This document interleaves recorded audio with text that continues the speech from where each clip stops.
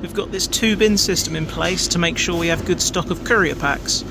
Unfortunately, we can't have too much control over just how much arrives, which is why we've got an extra 3 bags of the 1 kilogram bags, and we're already full. I'm going to see how I can improve that. Here's the improvement. It's just a simple fix. I've just doubled the space. We've got a little bit more space here just for 1 kilogram courier packs. This is for the 5s. It's unlikely we'll fill up the whole space, but should we get a surplus of one or the other, we'll always have room and not overflow. Thank you. So I've now given the steps and the bin their own location, like that. So now when they do come back, they're always in the same spot and not just randomly placed anywhere else.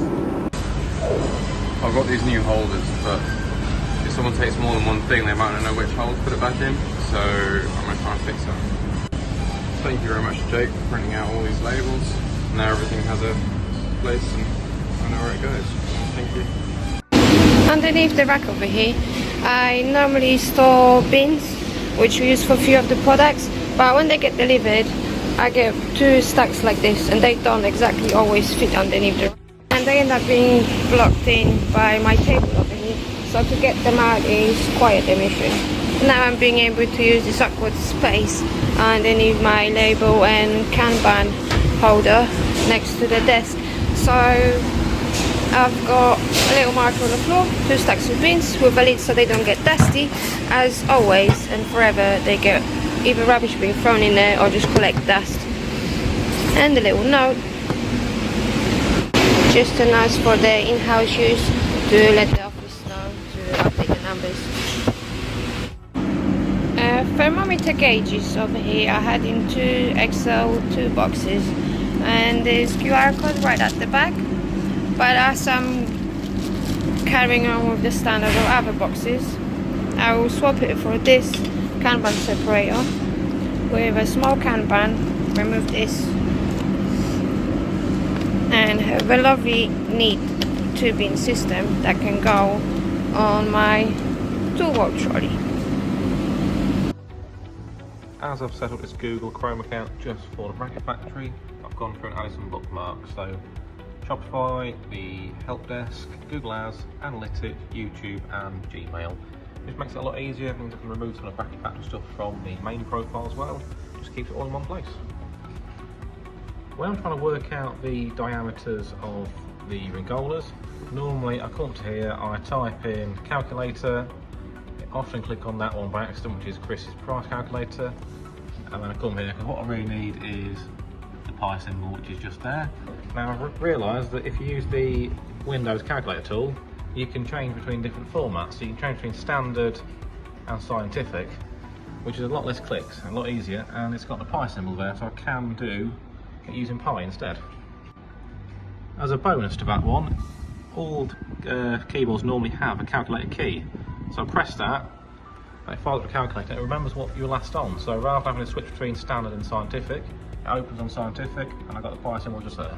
I've run out of my Ziploc bags, and I realised I don't have a Kanban on my 2-bin system. And I went to look in my personal tool wall, and I do have a QR code here to scan, but it's not standard now, little Kanban.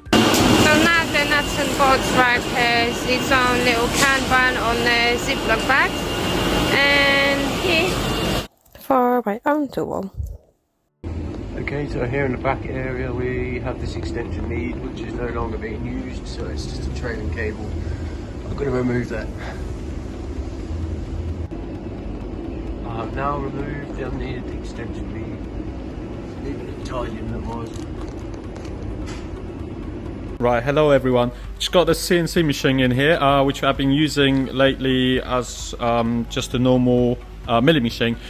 This is running on the old school floppy disk, so it was impossible literally to load a new program, so I just converted this to USB stick, and now I can just simply take it to the computer, upload a file, and it's all rolling up easier rather than running around with these, saving time and improving efficiency of a certain machine. Thank you very much.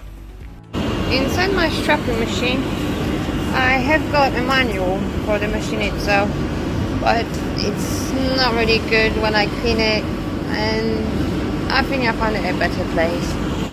So on my tool wall over here, I've got assembly instructions folder which doesn't have really a lot in it, so that's where I'll place it.